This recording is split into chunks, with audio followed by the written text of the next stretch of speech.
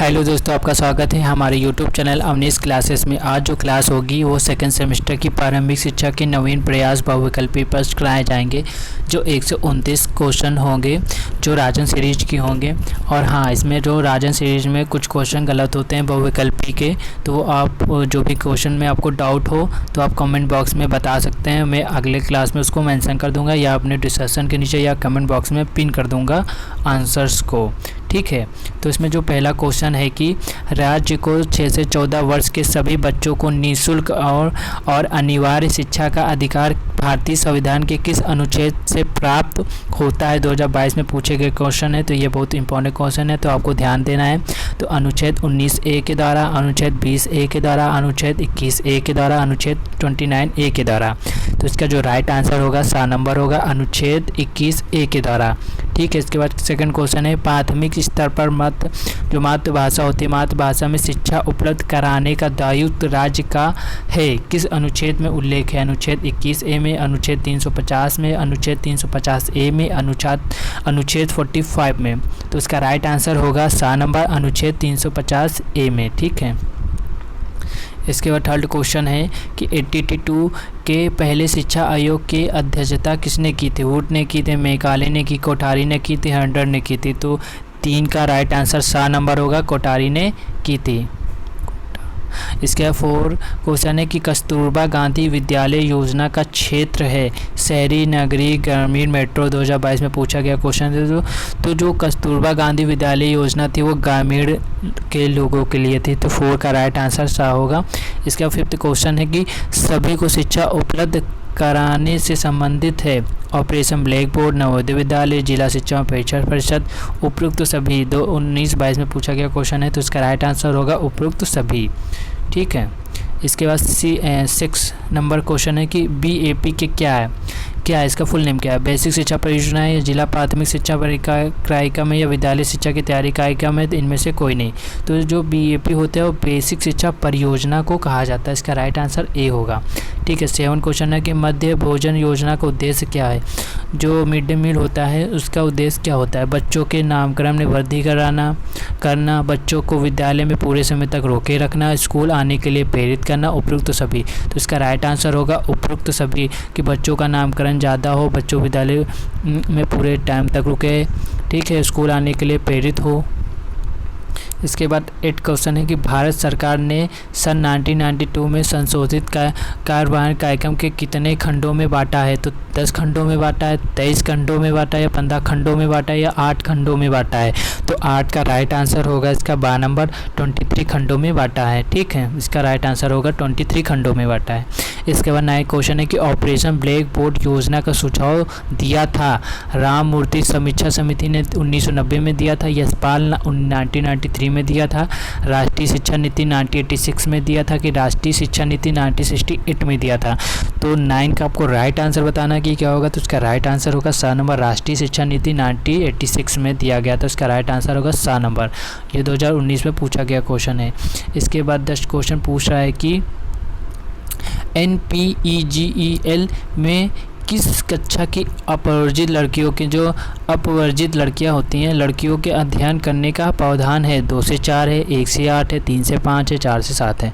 तो 10 का right answer होगा सा नंबर जो 3 से 5 है। ठीक है, इसके बाद 11 क्वेश्चन है कि जनशाला जो होता है, जनशाला कार्यक्रम के अंतर्गत कौन सी संस्थाएं वित्तीय जो होती हैं।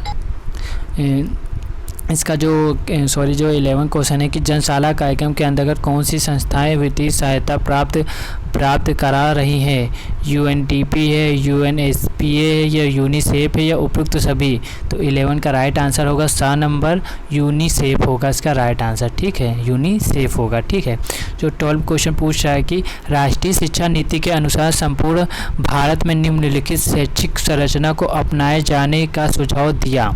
10-2-4, 10-2-3, 10-2-2, 10-2-1 जो प्लस होता है।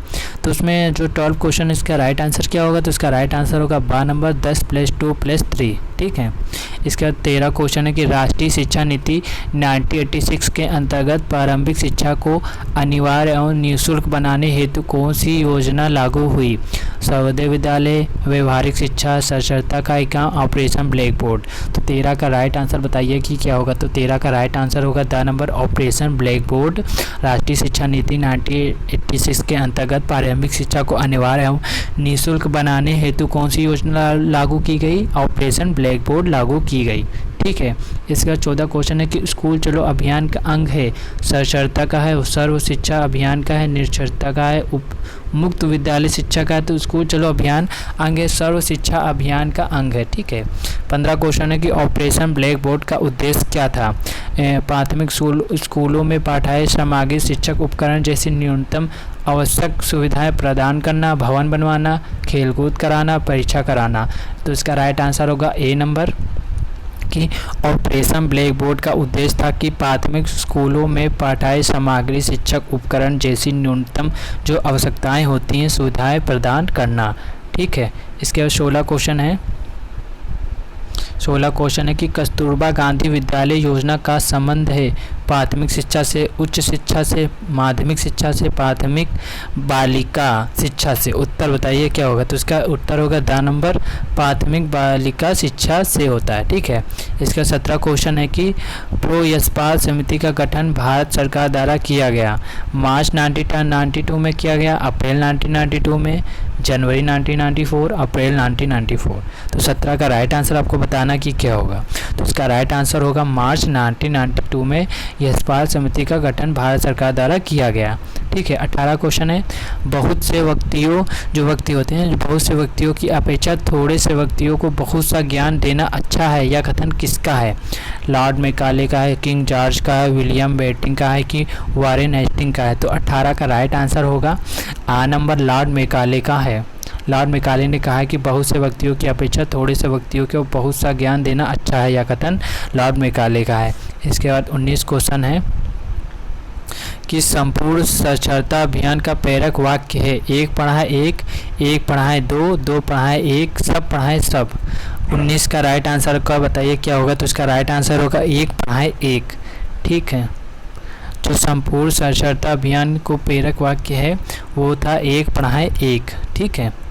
इसके बाद 20 क्वेश्चन है कि जिला शिक्षा एवं परीक्षण संस्थान डाइट जो होता है, जो इसमें जो आप कर रहे हैं डाइट बीटीसी जिसको कहते हैं, की स्थापना की गई 1986 की शिक्षा नीति द्वारा, कि कोठरी आयोग द्वारा, या मुदलिय आयोग द्वारा, इनमें से कोई नहीं। तो 20 का आपको राइट आंसर बताना कि क्या होगा। तो इसका राइट आंसर ए होगा, शिक्षा नीति द्वारा 1986 में जिला शिक्षा परीक्षण संस्थान डाइट की स्थापना की गई। इसके बाद 21 क्वेश्चन है कि मध्याह्न भोजन मिड डे मील योजना प्रारंभ हुई, ये कब प्रारंभ हुई थी? ये 15, 16, 20 में पूछा गया क्वेश्चन है। 15 अगस्त 1990 में, या 1 सितंबर 2004 में, या 15 अगस्त 1995 में, या 20 जनवरी 2001 से। तो आपको राइट आंसर बताना है कि क्या होगा। तो इसका राइट आंसर होगा सा नंबर 15 अगस्त 1995 में लागू हुई। ठीक है। याद रखना है कि मध्य मिड डे मील योजना कब प्रारंभ हुई? तो 15 अगस्त 1995 से प्रारंभ हुई। इसके बाद 22 क्वेश्चन है कि राष्ट्रीय अध्यापक शिक्षा परिषद का मुख्यालय कहाँ है? हैदराबाद में है, कोलकाता में, नई दिल्ली में है, इलाहाबाद में है। तो 22 का राइट आंसर बताइए कि क्या होगा। 22वां क्वेश्चन है कि राष्ट्रीय अध्यापक शिक्षा परिषद का मुख्यालय हैदराबाद में, कोलकाता में, इलाहाबाद में, नई दिल्ली में। तो 22 का राइट आंसर होगा सा नंबर नई दिल्ली में राष्ट्रीय अध्यापक शिक्षा परिषद का मुख्यालय है। इसके बाद 23 क्वेश्चन है कि भारतीय संविधान के किस अनुच्छेद द्वारा प्रारंभिक शिक्षा को मौलिक अधिकार घोषित किया गया? अनुच्छेद 45 द्वारा, अनुच्छेद 51 द्वारा, अनुच्छेद 21 के द्वारा, अनुच्छेद 45 के द्वारा। तो 23 का राइट आंसर सा नंबर होगा अनुच्छेद 21 जो 21 के द्वारा। भारतीय संविधान के किस अनुच्छेद द्वारा प्रारंभिक शिक्षा को मौलिक अधिकार घोषित किया गया? तो अनुच्छेद 28 के द्वारा किया गया। तो 24 क्वेश्चन है कि राष्ट्रीय पाठ्यचर्या की रूपरेखा 2005 के अनुसार ज्ञान को स्कूल के बाहरी जीवन से जोड़ना, पढ़ाई के रटन पद्धति को से मुक्त कराना, पाठ्यचर्या पाठ्य पुस्तक केंद्रित न हो, उपयुक्त सभी। तो 24 का राइट आंसर होगा द नंबर उपयुक्त सभी। ठीक है। इसके बाद 25 क्वेश्चन है कि सर्व शिक्षा अभियान को वित्तीय सहयोग देता है राज्य सरकार देता है, केंद्र और राज्य सरकार, केंद्र सरकार, राज्य और ग्राम पंचायत। तो 25 का राइट आंसर होगा बा नंबर केंद्र और राज्य सरकार दोनों मिलकर ही देती हैं। ठीक है। 26 क्वेश्चन है कि देश में संविधान लागू किया गया। 26 जनवरी 1948 में, 26 जनवरी 1950 में, 15 अप्रैल 1950 में, 15 अगस्त 1947 में 2015 में पूछा गया क्वेश्चन है। तो 26 का राइट आंसर होगा पा नंबर। 26 जनवरी 1950 में देश में संविधान लागू किया गया। ठीक है। 27 क्वेश्चन है कि शिक्षा को मौलिक अधिकार के रूप में स्वीकार किया गया 1 अप्रैल 2009 को, 1 अप्रैल 2010 को, 8 अप्रैल 2011 को, 5 अप्रैल 2009 को। ठीक है। तो 27 का राइट आंसर होगा बा नंबर 1 अप्रैल 2010 को। ठीक है। शिक्षा को मौलिक अधिकार के रूप में स्वीकार किया गया 1 अप्रैल 2010 को। इसके बाद 28 क्वेश्चन है, शिक्षा को किसी निश्चित स्तर तक सभी लोगों को अनिवार्य और निःशुल्क रूप से उपलब्ध कराना है। समाजीकरण, मानवीकरण, सार्वभौमिकरण व विद्यालयीकरण।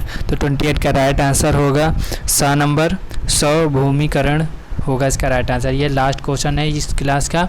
और हाँ, ये क्लास की जो पीडीएफ होगी वो मेरे टेलीग्राम चैनल में आपको मिल जाएगी, वहाँ से आप डाउनलोड कर सकते हैं। उसमें एक मैंने पासवर्ड लगा रखा है, तो उसमें जो मेरे पहले के बच्चे होंगे उनको पता होगा कि वो पासवर्ड क्या है। अगर आपको नहीं पता तो मैं बता देता हूँ। आप स्मॉल लेटर में अवनीश क्लासेस जैसे ही लिखेंगे पूरा ज्वाइंट करके, तो आपकी पीडीएफ ओपन हो जाएगी। सारी क्लासेस, जितनी भी क्लासेस मेरी इस यूट्यूब चैनल में चलती हैं वो मेरे टेलीग्राम चैनल में आपको मिल जाएगी, वहाँ से आप डाउनलोड कर सकते हैं। और जो भी इसमें आपको क्वेश्चन गलत लगे कि इसका आंसर ये होगा राजन सीरीज में, तो आप कमेंट बॉक्स के द्वारा बता सकते हो। तो मैं इसको पिन कर दूंगा या मैं अगले नेक्स्ट क्लास में उस क्वेश्चन को यहाँ पर मेंशन दूसरे क्लास में कर दूंगा। ठीक है। अगर आपको ये क्लास अच्छी लगी तो क्लास को लाइक और चैनल को सब्सक्राइब जरूर करिएगा, ताकि मैं आपके लिए जल्दी से सारी क्लासेस लाता रहूँगा। ठीक है।